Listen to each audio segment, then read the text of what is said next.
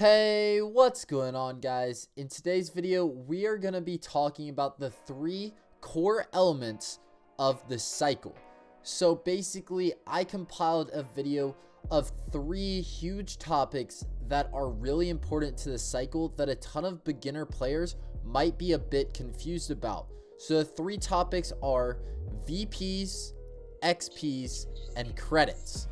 So in order to really understand this cycle, I feel like you need to know these 3 topics or core elements of the cycle.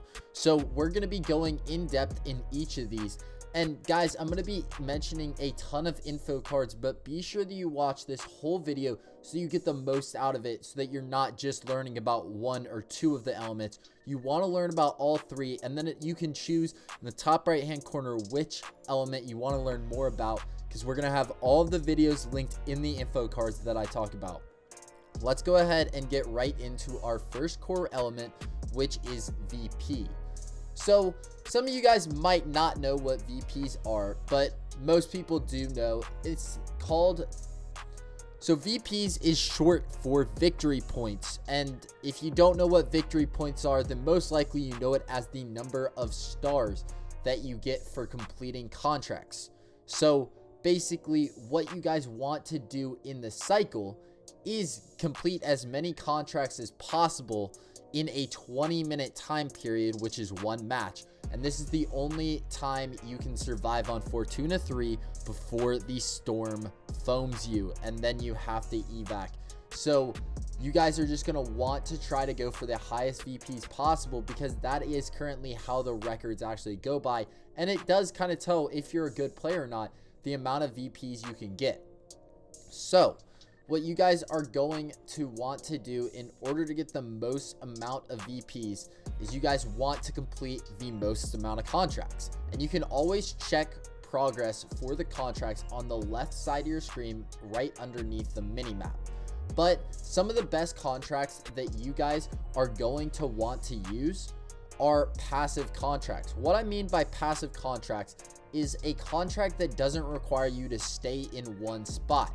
There are right now 2 of these, and then possibly a third one.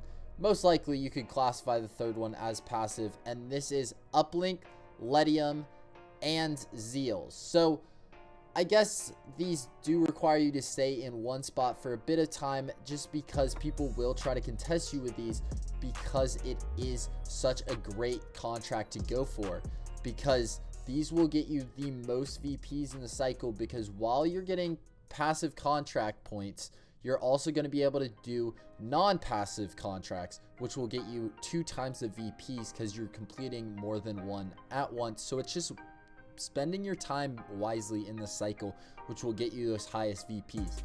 So what I would really suggest is main uplink. You can get up to 24 points in uplink by holding it the whole match. So you guys are definitely going to want to do this. And then if you have Ledium and Zeals in your game, you want to go ahead and pick these up. And so with the Zeals, you're just going to want to carry them throughout the game.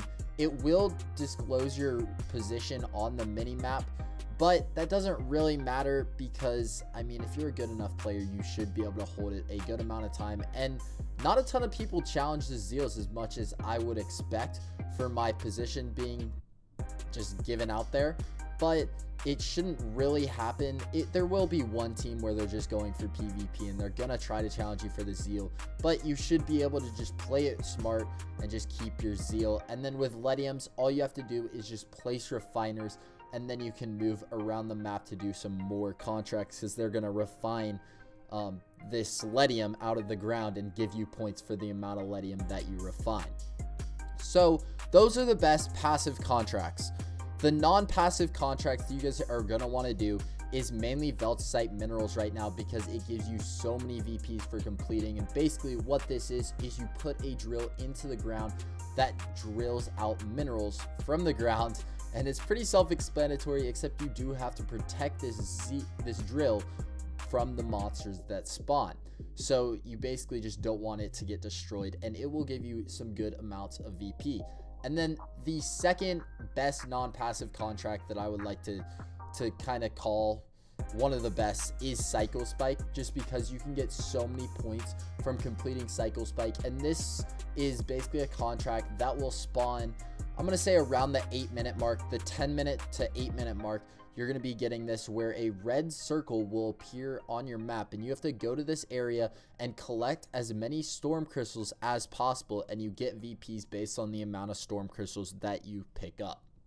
So guys, that's basically all I have for VPs. If you want to watch a video on basically my tier list for the best contracts to complete for the highest VPs possible, you guys are going to want to go ahead and click the info card on the top right hand corner. But remember, you guys might want to stay for the rest of these 2 other core elements of the cycle, because it will definitely help you become a better player.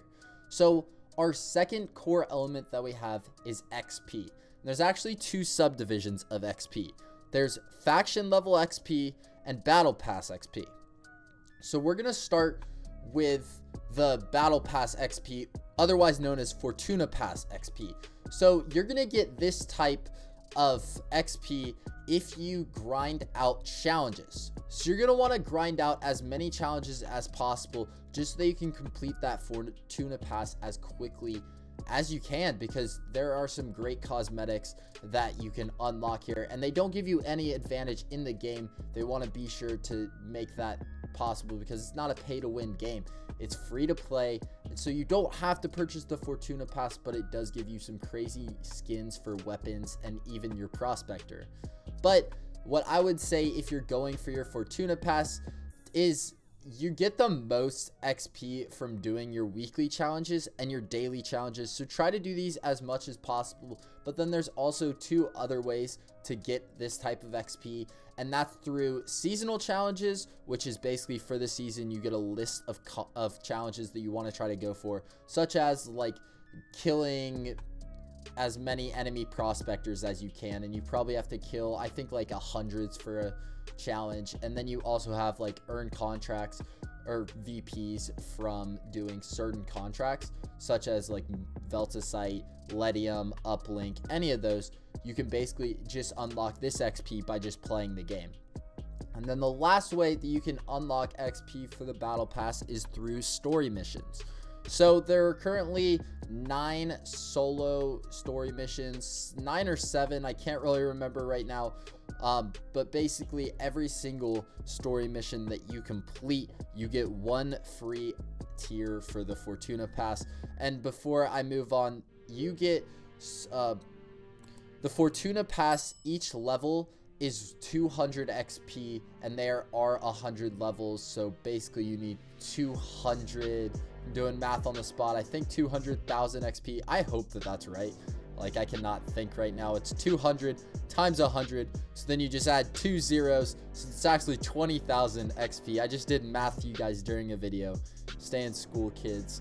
And so, basically, you want to do the solo story missions, because it does explain the lore a bit more in depth, and it overall just makes the cycle more fun. I haven't completed them yet, so I'm not one to talk, but I've heard that it's a really cool story that I'm going to try completing before season 1 ends. But guys, that's it for XP. Now we are moving on to faction level XP. So we're not completely done. We're just done with the Fortuna Pass XP.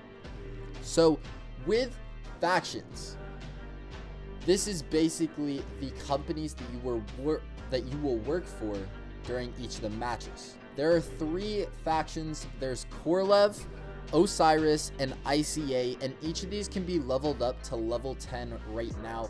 And basically, if you want to improve your loadout in the cycle, then you're going to want to upgrade your factions, because that's how you unlock blueprints to actually craft weapons.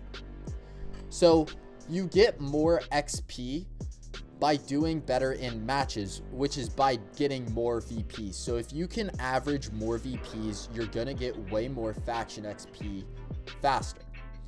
And so this is basically the main way that you get XP, but then you also have 2 ways to get bonus XP, and this is from evacing, which will give you, I think, around 130 XP. I'm not sure, because that was way earlier during the cycle timeline. I'm not sure which what time period it was, but I know that it did give you 130 extra XP. And then also, second way you can get bonus XP is by finishing your matches, just sticking around afterwards, making sure that you complete those matches, and this will give you 50 XP. I haven't checked recently because once you get to level 10 XP, there's nothing really to do with those faction XPs, so then you just kind of focus on the Fortuna Pass. So I'm not sure if those are right or wrong, but hopefully they give you an idea of how you get those XPs. So guys, now we are finished with all types of XPs in the cycle. So now we're moving on to our third core element, and this is credits. So at the start of each game, you're gonna load into a game with a starter pistol, and then you have the ability to have a gear store. So before you even start a match, you're gonna go ahead and choose your loadout. This loadout will be found in the gear store, where you can use credits you earn during each match to purchase weapons, abilities, gear, and vehicles. So you want to set all of this before a match, because you are not allowed to change it once you get into the actual match and start gaining credits. So credits will restart after each match at 0, so you have to unlock all of them again and earn them all back. And so you want to get credits mainly from killing AIs, but you can also get them from completing contracts or killing players. And then one last way is searching around the map for credit drops. And these credit drops can come in chests, just lying on the ground, or nests, where you will have to kill 4 to 3 AIs, and then you will be able to search this nest for anywhere from like 50 credits to 150. So those are crucial to go ahead and pick up if you're in the need of credits. So my tips for getting credits fast: kill anything you can find. Anything that moves, shoot at it, kill it. Maybe don't do this if you're a beginner player with actual prospectors, because you might end up dying and then you don't get the credits for killing them.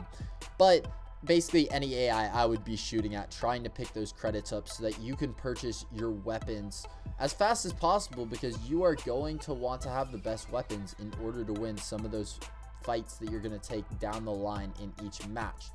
And then another tip that I would give you guys is learn the credit drops.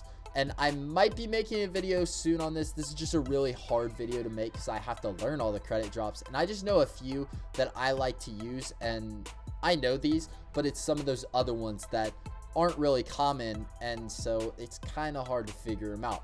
But let me know in the comments if you guys want to see a video like that.